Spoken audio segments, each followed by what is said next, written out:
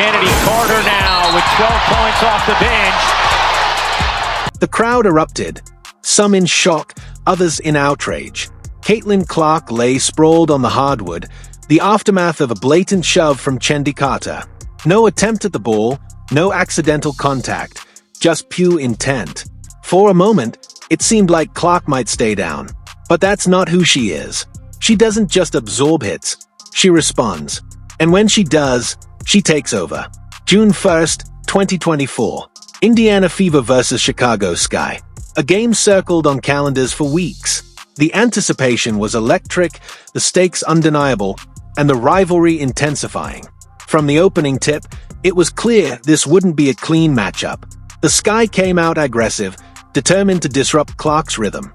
But if they thought physicality would rattle her, they were about to learn a hard lesson. First WNBA meeting between Angel Reese and Caitlin Clark.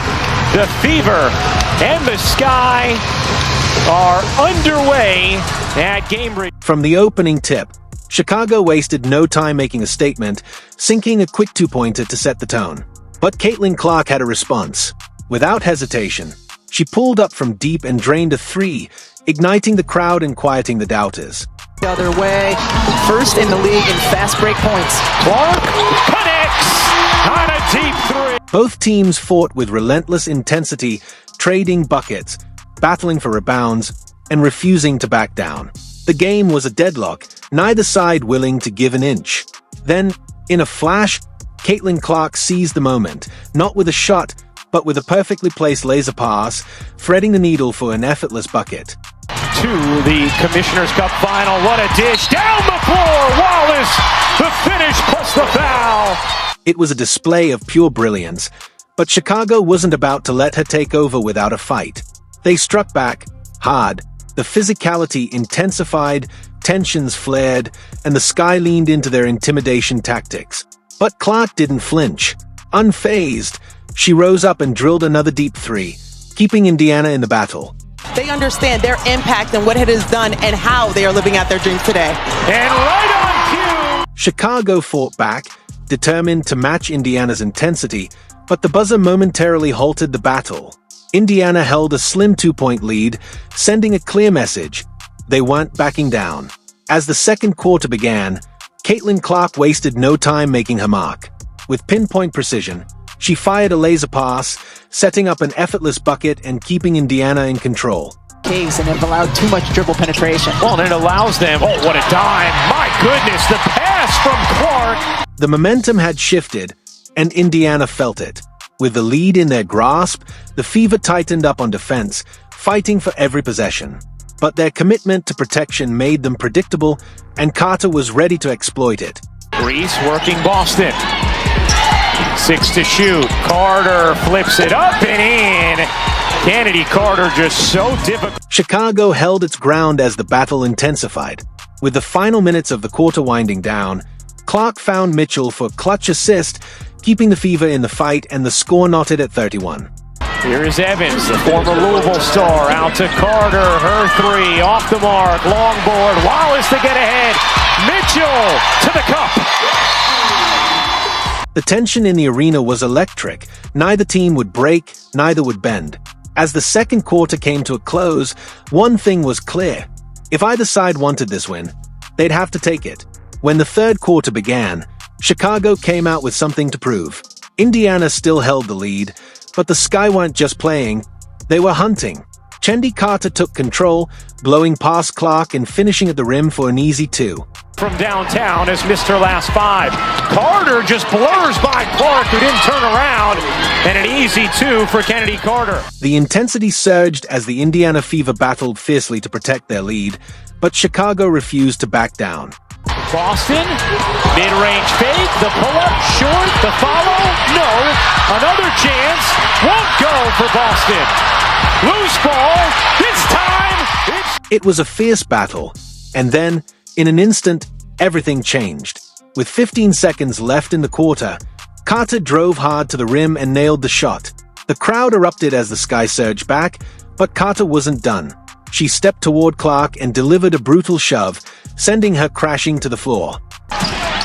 Mabry doubled off to Carter. Her jumper is good. Kennedy Carter now with 12 points off the bench. Her and Clark. I mean, that's clearly a foul which was called. The question is, will they call it unnecessary? Kennedy Carter. The arena exploded as Clark hit the floor. She didn't even have the ball.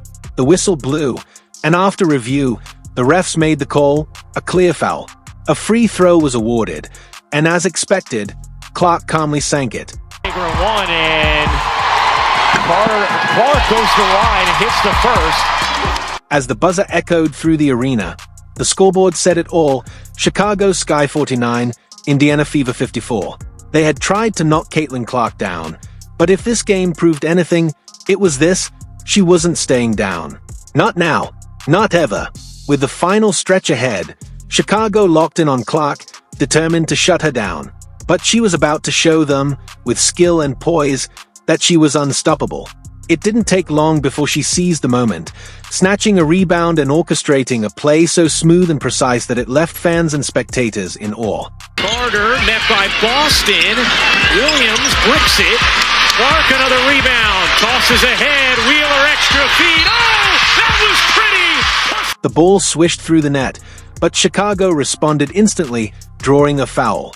Indiana didn't just get the fast break bucket, they earned a free throw as well. The three-point play. The fast break or The scoreboard read 64-57, with Indiana still in control, but Chicago refused to back down. The battle intensified as both teams dug in, defenses tightened, offenses pushed harder, and whistles rang out as the referees fought to maintain order. Through every shove, every block, and every ounce of pressure, Caitlin Clark stood unshaken. Weaving through the chaos, she rose up and sank another clutch bucket. Guarded by Evans. Clark. 6 to shoot. Backing down. Clark leans in and banks it home. An astute and composed. By then, Caitlin Clark had stacked up 11 points, 8 rebounds, and 6 assists. But Chicago kept pressing, with Chennedy Carter sinking a two-pointer to chip away at the gap. King out. Carter a three. It is good. Kennedy Carter is... The momentum shifted once again as Chicago went for a three. Angel Reese sent Clark crashing to the floor, a blatant foul. But the ref must have been looking the other way because no whistle blew. Opportunity here for Chicago. Here is Carter. Kicking it out. Evans fakes the three, takes the two, and knocks it down. A lot of contact from Reese on Clark underneath. No whistle. No call. Just shock and disbelief rippling through the arena as the game pressed on. The final 20 seconds arrived with Indiana clinging to a slim lead. Desperation set in, and as the Fever scrambled to defend, chaos struck. They committed a costly foul. Mabry down 2. Mabry loses the handle and a foul is called. The crowd held its breath. This was Chicago's chance to tie the game. The tension was unbearable. But then, Ma stepped up and missed. Timeout, continue to communicate with her with what she wants. Mabry misses. The arena erupted. As the buzzer sounded, Clark launched the ball skyward, sealing the game. To the backcourt for Wheeler. Someone's got to get to her. They can't. Wheeler trying to waste the clock. Up to Clark. Clark throws it up in the air. And Indiana has its first home win of the season. The Indiana Fever had done it, their first home win of the season. Despite the fouls, the physicality, and the relentless pressure, Caitlin Clark stood tall and made them pay for it. As Indiana celebrated, Chennedy Carter, who had bulldozed Clark in the third quarter, could only lower her head in silence. The final score, Indiana Fever 71, Chicago Sky 70. But the drama didn't end there. Carter's controversial foul on Clark was later ruled a flagrant, and in a post-game interview, when pressed for answers, Carter had none. She refused to say a word. Turned to you a little bit? Yeah. After the I ain't answering no Caitlin Clark questions. Did she say anything to you? I don't know what she said. What'd you say to her? I didn't say anything. That's enough. Later, Carter took to social media to throw shade at Caitlin Clark, questioning what else she had to offer. She was quoted saying, besides three-point shooting, what does she bring to the table? Meanwhile, Chicago's coach called the foul unacceptable. Clark, however, shrugged it off. She was used to the physicality. After all, she grew up battling against her brothers. To her, this was nothing new. I grew up playing the basketball with the boys, so like it's always been physical and feisty, and like that's what it is. You got to find a way to hold your own, so it kind of reminds me of that. And then to make matters worse, Angel Reese was hit with a fine for skipping the post-game press conference, likely because, by then, there was nothing left to say. The message was clear. Caitlin Clark had let her game do the talking, and the entire league heard it loud and clear. And with that, this unforgettable showdown came to an end. Clark didn't just take the hits, she turned them into headlines. In a game fueled by intensity, fouls, and controversy, she proved that no amount of physicality could shake her. But what do you think? Did this game cross the line, or is it just part of the rivalry? Drop your thoughts in the comments, and don't forget to like, subscribe, and hit that notification bell so you never miss a moment of the action.